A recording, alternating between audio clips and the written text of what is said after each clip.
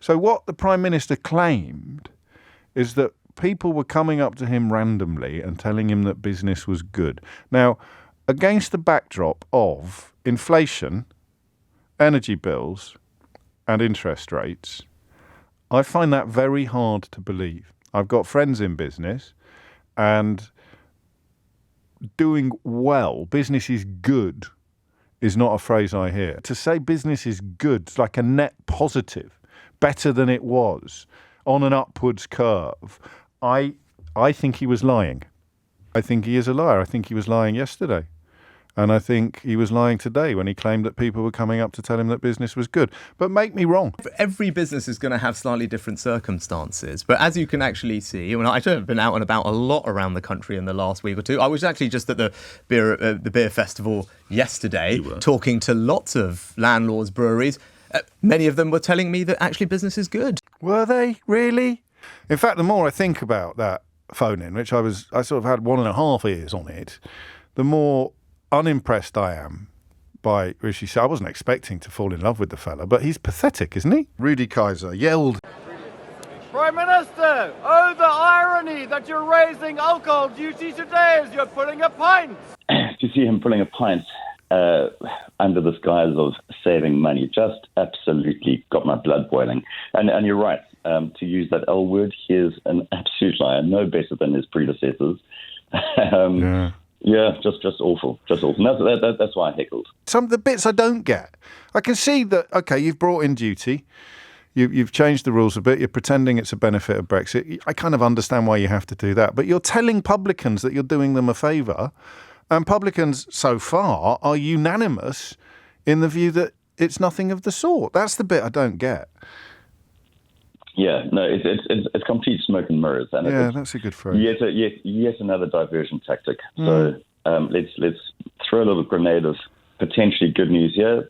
Let the believers believe, and just don't pay too much attention. So there's an 11p cut on the duty on a pint of draft beer. Is that right? From August. That's cask ale. Cask ale. Such a small percentage of what most pubs do. And that's no disrespect to cask ale producers. No, I of course. used to make cask ale myself. Yes. But it's such a small proportion of what the person on the street is drinking. It's not even newsworthy, it's bizarre. Really. It's bizarre, isn't it? So I was there at the GBBF yesterday. Where was it? Wasn't Rudy. Where was it? At Olympia yesterday. Was it at Olympia? But I did lead a chant with a lot of publicans sitting down towards Rishi Sunak of, you don't know what you're doing. You don't know what you're doing. You don't know what you're doing. I didn't see him talking to very many people, other than a couple of staged people. And there wasn't a single person that I met that day that would have gone up to him and said, good job. Well, you weren't, to be fair, you weren't networking, were you? You were too busy chanting and heckling. I was busy chanting and heckling and tasting, of course, some rather nice beer. Let's get this book out of the way. Another week and a half, I reckon. Then I'll come to you for my first post-book delivery celebratory pint, Scott. Good man. Well, and I will, by then, have worked out how much of these new price increases that I've got given yesterday that I can then be able to pass on to my guest whilst...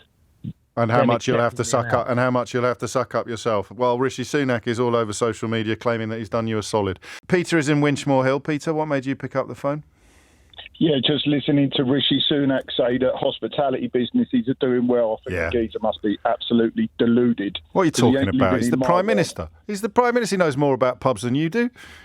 We're working harder than ever for less than ever. Last month, the month before last, we was absolutely busy. Loads of money coming through. We made 150 quid for the whole month. That was our baseline profit.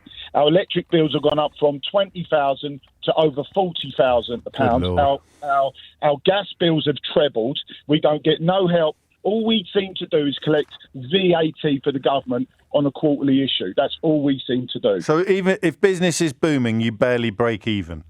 But I said earlier this year, to survive is to thrive. That's where we're at the minute, just to hang in there and hope that someone gives us some sort of help somewhere down the line, whether it's a VAT cut, whether it's something on beer duty, wine duty, that gets raised yesterday. They're just squeezing us every single day of our life. They claimed yesterday, as I'm sure you're aware, the claim was that he'd done you a favour yesterday. He didn't do us a favour. You take it in one hand, give him one hand and take it out the other. He ain't done us no favours whatsoever. Nothing. They don't do us favours. They don't do us anything. They don't help in any way, shape or form. So you are, I don't want to put words into your mouth, Peter, but you are sceptical about the idea. Sceptical. You are sceptical about fellow publicans queuing up yesterday to tell him that business was booming or that business was good. I put signs on my pub because sometimes you get like the occasional customer moan about the price of a drink and all that. I put a sign on my pub saying about what's happening in the pub, what's happening with our electric bills, what's happening with our gas bills, that I don't like to pay my staff minimum wage because they're brilliant staff and I need to look after them, just so they can understand why the price of a beer, why the price of every single thing goes up.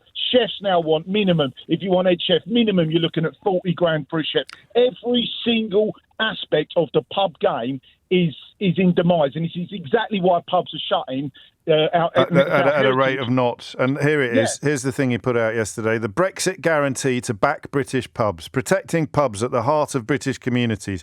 Tax paid on pints in the pub now cheaper than the supermarket.